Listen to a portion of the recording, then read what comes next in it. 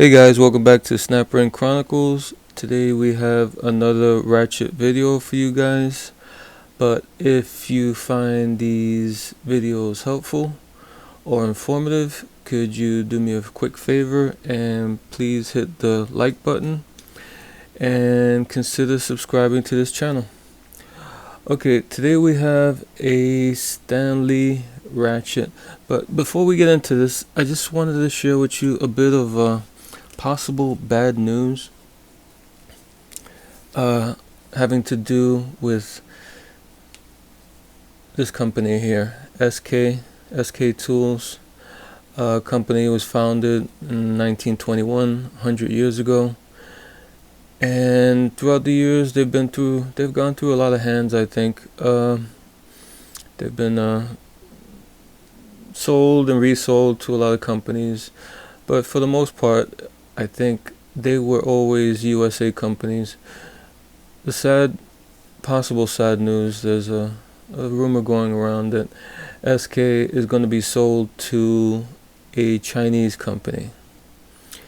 And I'm hoping that's not true, because it would be a shame to see a company this good, this well rooted in American tool tradition as SK is, to be sold and rebranded as a Chinese company, and their operations to be taken overseas. We saw what it did to Craftsman. Nothing really good came out of that, so I would really hate for something like that to go down, because pretty much this ratchet here, this tool really launched 1,000 ratchets. If you look at probably 90% of all round head ratchets are styled after the SK design. So this is a very important company as far as ratchets are concerned. Okay, that aside, let's take a look at this Stanley. Okay, this is Stanley USA.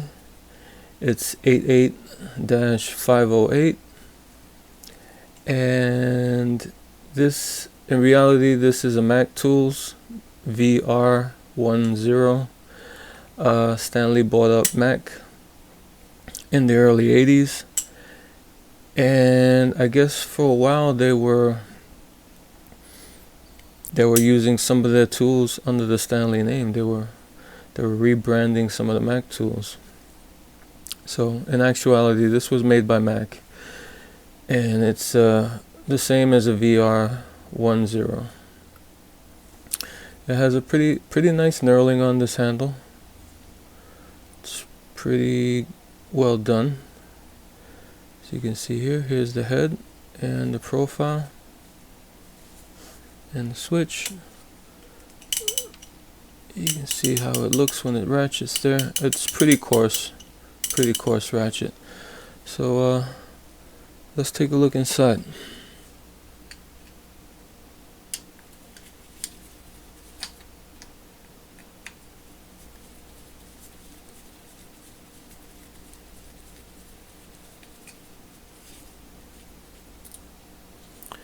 Has 2 screws holding the plate.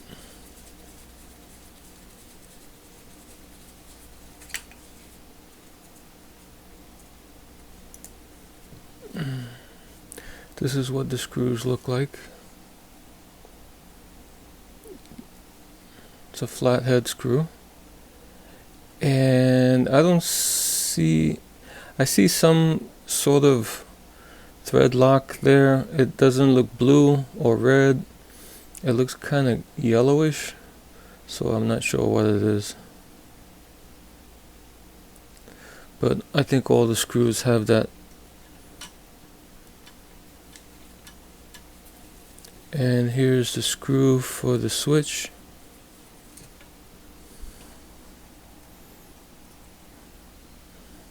That's what that looks like. and that also has like that yellowish thread locker. Okay, and when you unscrew the switch screw, the switch will fall out. As you can see here, the post is square, so it fits in the square hole there. And I don't know if this is a particular, like, it's a marking from the maker or what, but there are 4 dots here. 1, 2, 3, 4. Don't know what to make of that. Maybe it's some sort of identification. Okay, this plate is very tight, so I'm gonna have to get something to knock that open. Let's see here.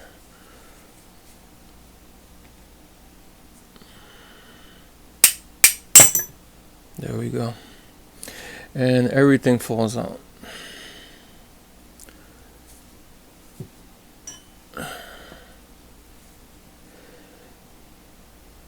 Where do we start? Okay, the plate. Here's a plate. It's very thick and heavy. It's very well done. Very nice plate. And they also drilled down and created a lip for the screws there. You can see there's like a ledge there, almost at the bottom of the screw holes. There's no writing or anything though on this plate.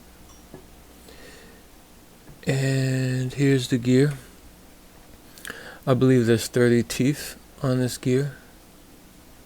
This is what they look like. And here's the ball detent. They put a pretty big ball there to use as a ball detent. And you can see it's fairly well centered. Looks pretty good.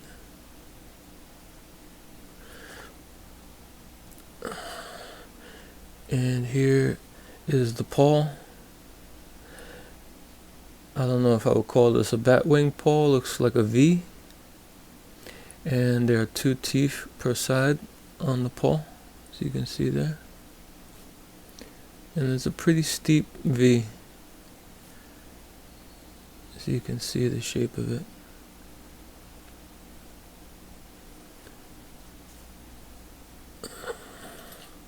Here's the spring that goes underneath the ball that holds the side of the pawl. It's a pretty big ball bearing also, which is good. You don't have to fumble with those tiny little ball bearings. And here's the inside of the mechanism. Looks very well done. Everything looks clean.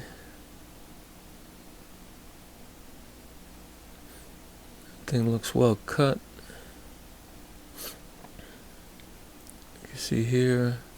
You see a nice beveled edge here for the switch on the ends of the switch, which is a nice touch. All in all, pretty good job here. Okay, the only weakness of this ratchet, it's a pretty stout ratchet. The only weakness I would say is that the plate screws into the body, as opposed to usually the screws are here and they go through the body and into the plate. Here the screws screw into the body, which shouldn't be that much of a problem if you don't open this and close it a lot and put a lot of torque on these screws. But it's not the optimal method, I think, because if these threads were to strip out, there's not much you can do except maybe re-tap them a little bit bigger and get a little bit bigger screws. But I don't know, that looks like kind of a desperate project. Okay, to get this back together, you take your spring, you drop it in the hole. You take your ball, you put it on top of the spring. Okay, make sure that the square is facing out, facing into the body, and the round hole is facing out towards the plate. And then you take this paw and you mash the ball down, and you get that protrusion, which is also on the other side. You get that to rest in the hole, and that kind of holds the ball and the paw in place a little bit. If you want to be more secure, you just put your finger on it, and then you drop. Now you drop your gear in, and that secures it even more. And this is what it looks like when it's ratcheting.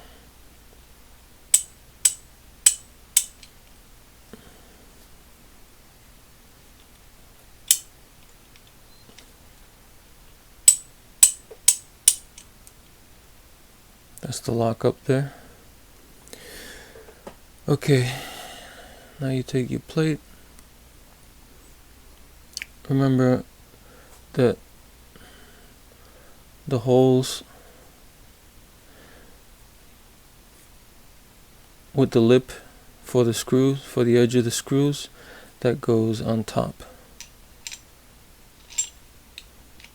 Okay, and like I said, this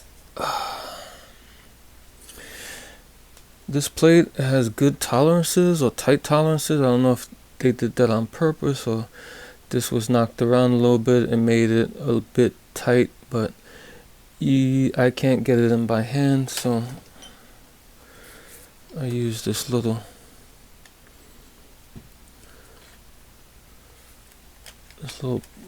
press as a press to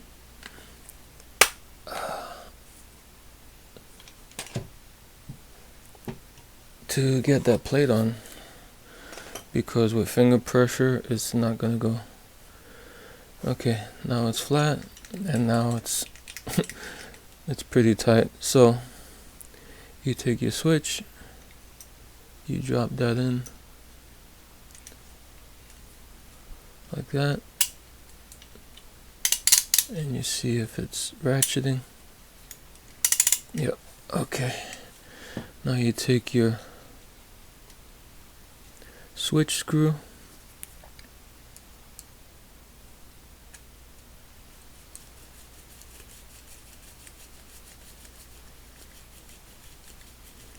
and you screw that in.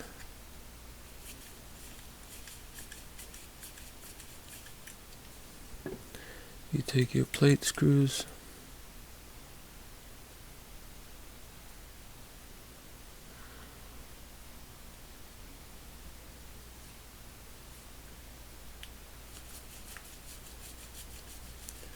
and you screw them in.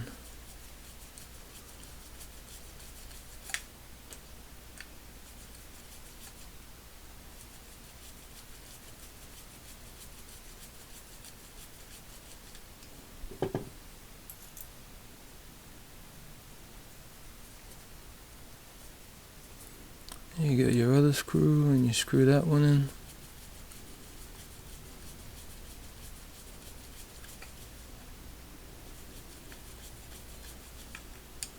And remember, not too much torque.